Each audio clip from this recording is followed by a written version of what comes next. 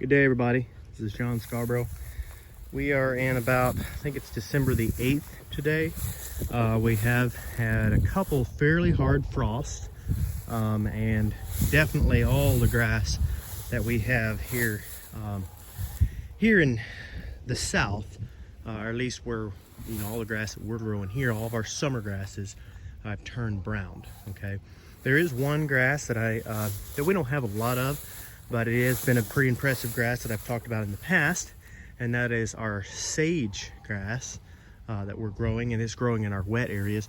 That is not brown. That is seemingly, I don't fully know for sure what it is, but I do know that it seems to grow well in the summer, and then it will come to seed during the summer. But it stays green, and I've seen it continue to grow, but slow in the winter. But it definitely stays green all year round. So, and it's been a good resource for our cattle. I'd love to have some more of it. But outside of that, all the summer grasses, the majority of the grasses that we depend on, have all turned brown. Okay, so we're kind of talking a little bit about what we're learning so far about winter stockpile. So far, winter stockpile for us is not a grass that will stay green. It's not something that's going to look like a good green forage. Okay, so there's a lot of videos out there of people up north. I think Greg Judy is one of them, where he is talking about fescue and things like that, and that is a grass that will stay green. I have not experimented with growing it down here, but I have not seen it to grow naturally here at all. So if anybody knows of anything in the Louisiana area that would actually grow some of that fescue, or if they've experimented with it, put it down in the comments. Let me know. I'd be curious about it. I am thinking about maybe planting some in the future around here, for sure, just to try it, you know, see how it does. But anyway, so far all we have to depend on without planting anything is Bahia, which is pretty close to being worthless after frost. And it's not just the best grass in the summer, to be honest, but we have a lot of it, and it grows fairly easy. So it is something that we do use here, just simply because it's there. But the Bermuda, like we're looking at right here, I believe this is a common, but I don't know for sure because I'm still learning about some of it. A lot of it actually kind of looks the same to me on the Bermudas and stuff. But that's just because we don't have just a lot of it here. This pasture was a hay field on this piece of land before, and so it was almost all Bermuda of some kind. So anyway, what we have here is a pretty deep amount. Okay, there it is. It's coming up, not quite up to my elbow there. That's probably a foot there. And then we've got some more places in here. There's quite a bit of places out in here that do come all the way up to my elbow there. So I'm gonna say we got a pretty good bit that is anywhere from a foot to 16 inches, or from 16 inches to a foot, excuse me. That's out here, and that's all the way across this whole place is mostly that. And so to me, so far, it's still showing to be good. We've got these 3 bulls that we've put in it. They're playing with a mineral sack that was left on my 4-wheeler. But we got these 3 bulls in here, and they've been in here. The frost has been probably at least a week and a half now since our first frost. Excuse me.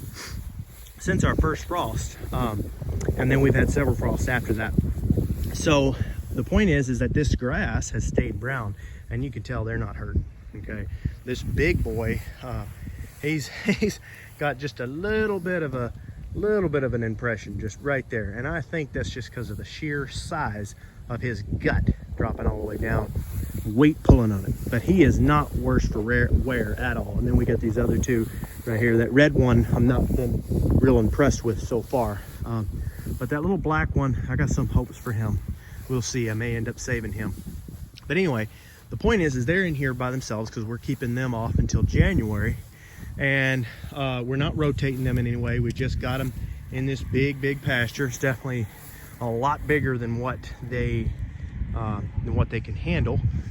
So no, I'm not rotating them. For everybody that's looking at, you know, they've been watching my channel and watching a lot of these other places of people that are rotating.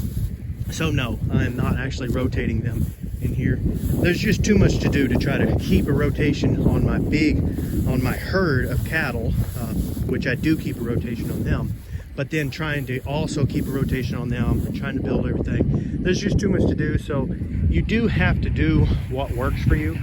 And this is big enough. The only downside to not rotating him here is going to be, obviously, you're not going to get the winter grass growth because they're going to keep it eaten down pretty good. So that's not good.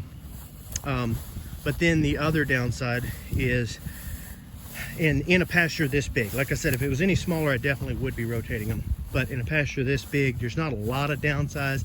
I wouldn't say that it was terrible. But another downside is that you are going to create some cattle trails by doing this.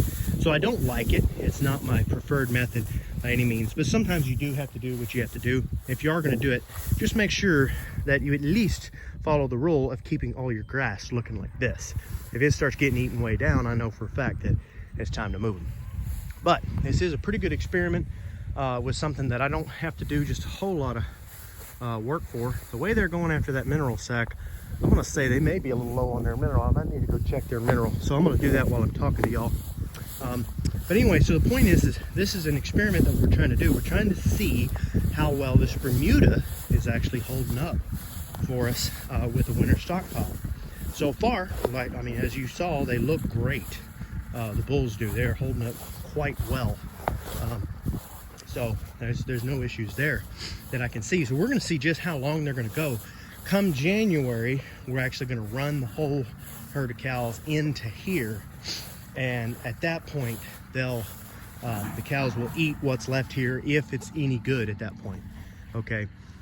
So in some ways, yes, there could potentially be some type of waste, if you want to call it waste, but at least I'm laying down a lot of carbon in this pasture, worst case scenario. So I'm not that concerned about it. And to me, if it does work, it is well worth the experiment, because what that will mean is that that's just another good reason for me to be trying to get some more Bermuda in my pastures, or and start learning more and more about it. Because as of right now, if I was going to do it, I'd have to actually either seed it, or a lot of that stuff has to be sprigged, and you know, I'd have to do some stuff to actually get it in there, and a lot of times you would have to disc it up. So there is a reason why I haven't just done it just yet. But anyway, as you just a quick side note, this is some of that sage